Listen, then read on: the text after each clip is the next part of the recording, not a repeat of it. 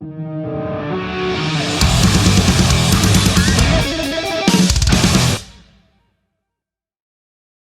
Spike, welcome to the Everblack Podcast. It's great to have you back with us once more. Thank you for having me once again.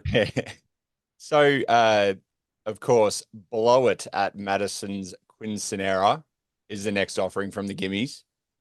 Do you think you captured the same feeling at Madison's big day to what you achieved at Johnny's bar mitzvah nearly 20 years ago? Yes, very similar, in fact, and that's what I was trying, what I was hoping, what we were hoping to capture was the same sort of awkward comic, tragic comic, at some points just tragic, sort of weird energy that we found at Johnny's bar mitzvah. However, at Johnny's bar mitzvah, there were a handful of people that knew who we were and knew what to expect. Whereas at young Madison's quinceañera party, we had no natural predisposed allies. And So it made for it was a little tougher to get the crowd on our side, Yeah. especially after some off-color jokes that may have been in poor taste. But rest assured, Madison and her friends, the DJ played music at the intermission and after our second and final set. And so there was a lot of songs from this current millennium, which they recognized and were able to dance along to. There were snacks and refreshments. And she and her family were great sports. But furthermore, had a good time from everything that I could tell. So, and I sure hope that they did. And I hope that she and her family remember it as a positive experience. It was weird. It's not, not what everybody would choose for an important event in a family member's life, but I thank them and am grateful to them for allowing us to share that special moment with them. So, I mean, the last time you were down here, when you played Miami Marquetta, it was actually my birthday. So you could have made an album out of that. Wow. I remember that in Brizzy, right? In Gold, Vegas. Gold Coast.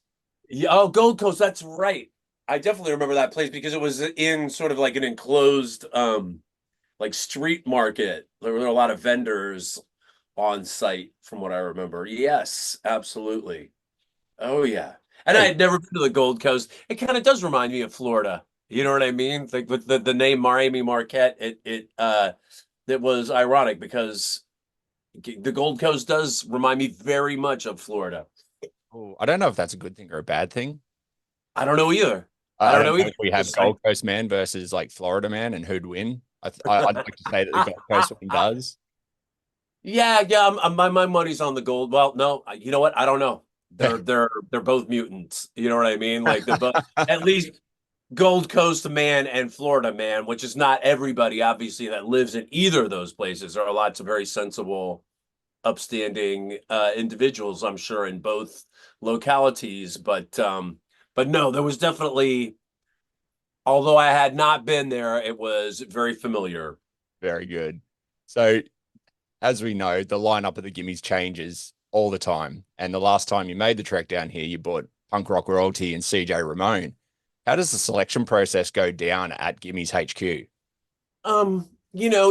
It's there's cold calling, not on my part, but it's cold calling, and then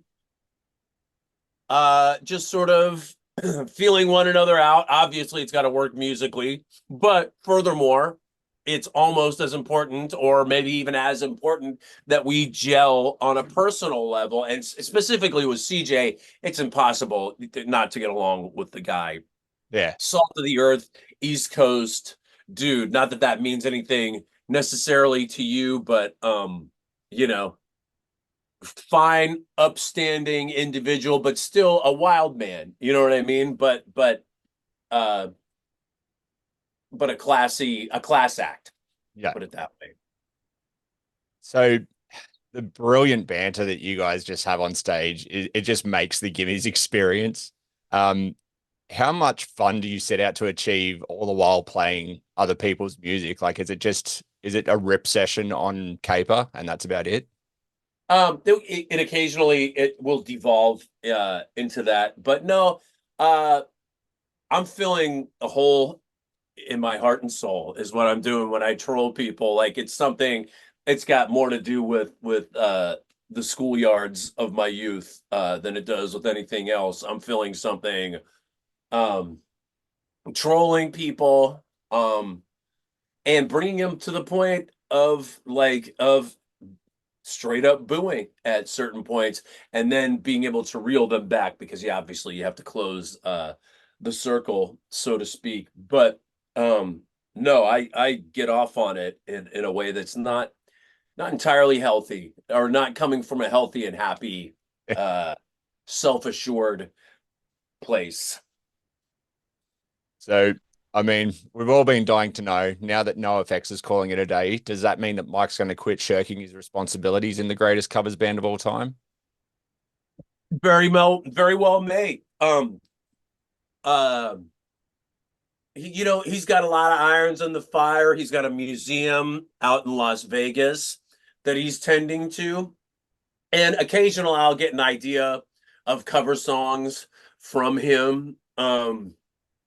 But now he's got to fill CJ's shoes. You know what I mean? So it's I don't know. We'll see. We'll see. And furthermore, he's still on that tour. Like I think there are some regions of the globe that they have not quite hit yet. They're currently in Europe, but I would imagine there are other. Did they do their last Australian Yeah, it was Antipodean in, dates? yeah. Okay. And I did love seeing that the set list included instead of Church and Skate was Church and Straker, which was quite good Hey, for Mr. Straker. It was yeah, brilliant. yeah. I saw him in Gold Coast. That's the last time I saw that fool. Yes, yes, indeed. Good man. Um, Very good man. yeah, absolutely, absolutely. The key to Brisbane, you Yeah. know what I mean, is that's kind of what he is and has been, among other things, obviously. The key So to Brisbane. That's a dubious honor, isn't it? Like it, he No, I should have like the key to Brisbane. The Brisbane, the key to Saints are Queen. from Brisbane. Anytime I feel like disrespecting the place, or uh, I just got to remember that the Saints are from there. They didn't, they tore their house down, but like you can't go visit the stranded house anymore, right? Like that. I think they knocked that down 10 years ago or something like that. But Should but have been that's a big heritage. deal, man. Like they didn't. Who did they have but Radio Birdman and like maybe the first Ramones record Yeah. to go on? You know what I mean? They just like they're just such an amazing band to me. And I feel like Eternally Yours, I love Stranded, obviously, but I feel like Eternally Yours is even like that's my favorite. Yeah. That of the two.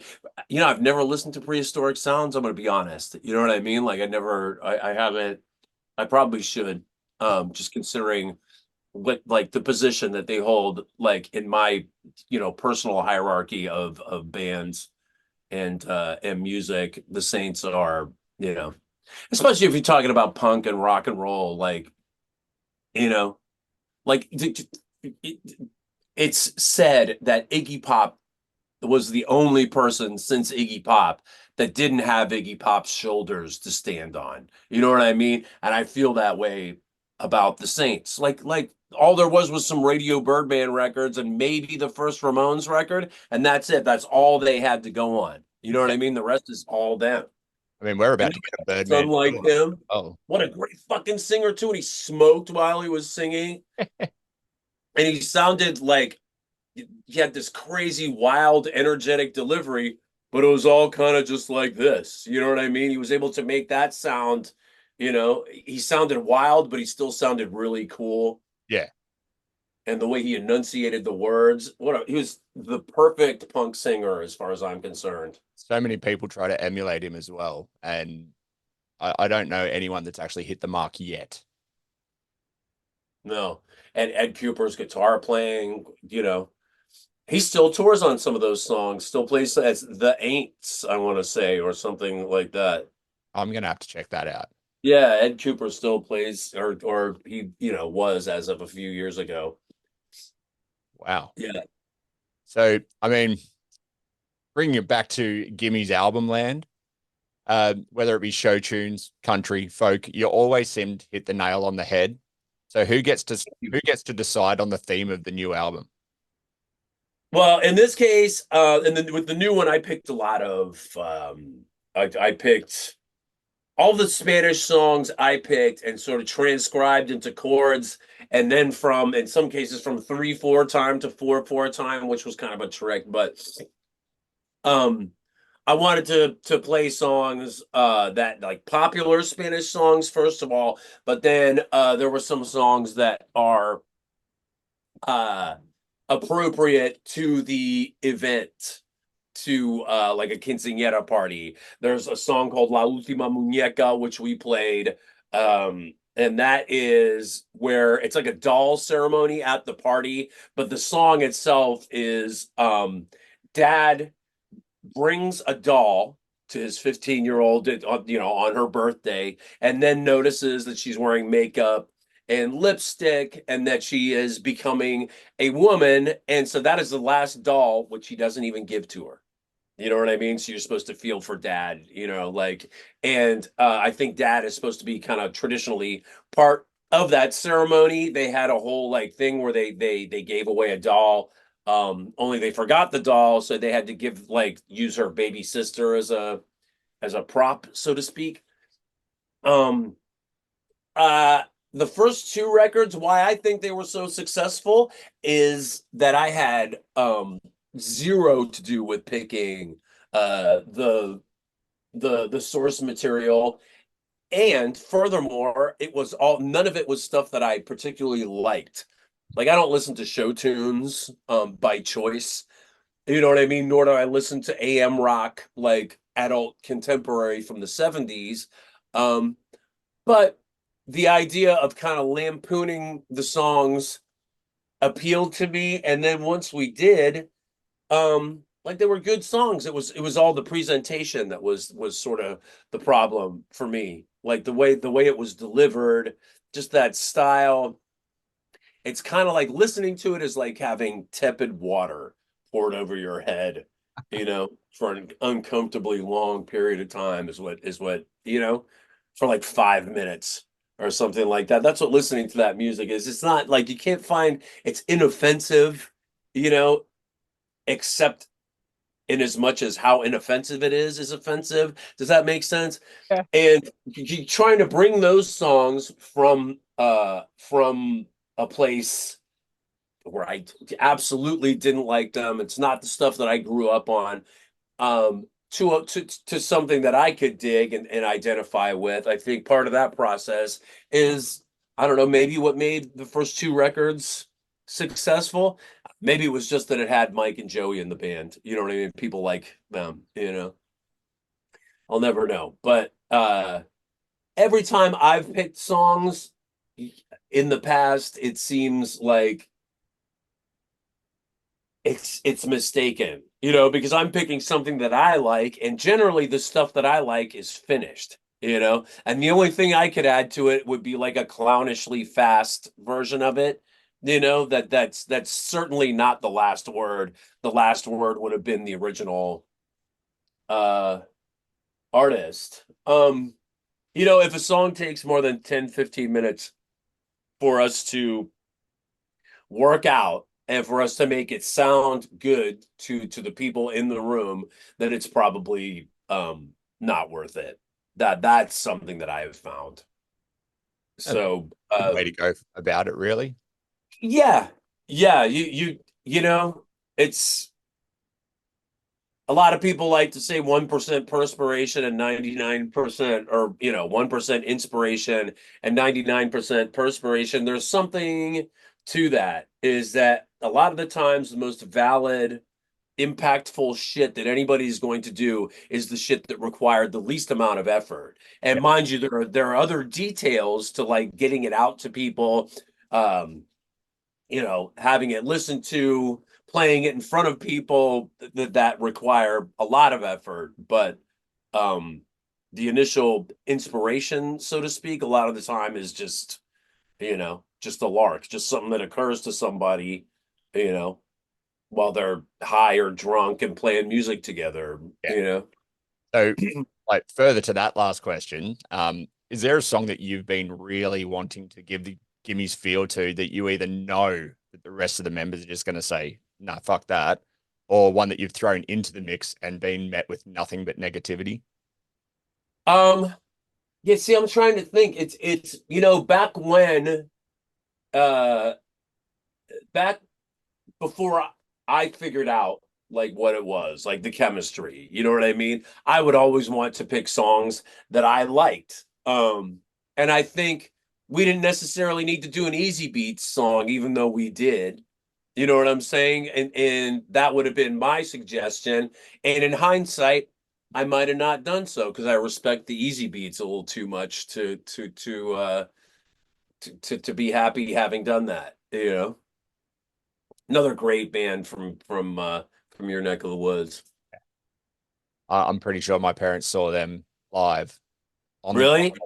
like it was like the Southport community pool or some shit like that, and they used to have concerts there. Wow. Man, what a great band. I love the Easy Beats. And they all said yes to that song, but ultimately, in hindsight, I would have said no. So Uh Trying to think of anything I ran up the flagpole that was not no, I don't know. Generally it was stuff like that. It was stuff that I genuinely liked as it was, not understanding that yet at that point that the essential chemistry of the band I think is, I don't know if it's irony or sarcasm or a little bit of trolling like our live shows, which are just sort of like an extended troll of the audience. But man, people want it. It's the weirdest thing. You know what I mean? It's like people that go get tattoos. You know what I'm saying? Like they like it. They yeah, pay for it. They pay a lot of money to get hurt, yeah, And buttons for then punishment. yeah, gluttons for punishment. And you end up selling the most t-shirts on the night where you troll the hardest and you get the worst booing and where you provoke like seemingly the most negative reaction. Those are the nights that you sell the most shirts, ironically enough. The human animal is a weird, intractable, Yeah, kind of a mess never up try to there. understand the human mind because it'll do your head in. Yeah. Yes, it absolutely will. So I guess everyone's wondering whether the Gimmies will hit Australian shores anytime soon, and if so, when would that be scheduled for? Well, we're thinking our fall. We got our eyes on it. On the Antipodes, New Zealand as well. And but just keep your eyes peeled to social media, etc., and all will be made clear in short order. You can't keep me away. We'll I'll get be you back to Australian Florida. exactly the Victoriana, the Deco, um, Art Nouveau. I don't know. There's not much of that, but like, there is some like American Gilded Age style architecture out there too. Beautiful, you know. And then there's bats. Yeah, Canopied sidewalks like the Wild West or something like that. The first time I went, it was just the weirdest because it does seem a little bit familiar in strange ways, but it just, but then there's is it a herd of bats or a school of bat, I don't know. They and fly over my house every night and shit all over my car. So ugh. Is that guano or is it called it's guano when it yeah, comes from bats, isn't it? yeah. Yeah, that's what I thought. Thank you so much for joining us today, Spike. I really appreciate it. Thank Best you of for luck having us. with the Me. album, and yeah, best of luck with everything, really. Yeah, check it out, please, and judge for yourself whether we indeed blew it at Madison's Quinceañera party. Um, that they're definitely a dramatic arc. It was touch and go at the beginning, just as it was at the actual event. But I hope we redeemed ourselves by the end. But you can judge for yourselves and come and see us because I think the record is an excellent blueprint for anybody that has not seen us live yet Yeah. into what a live show can be like. Yeah. If you haven't seen the Gimmies live, what the hell are you doing? Yeah. It's What are you the best even night you doing? will ever have. Thank you. Thank you. Thank you so much, Spike. Cheers. Thank you. Have a great day, Nice mate. talking to you. You too.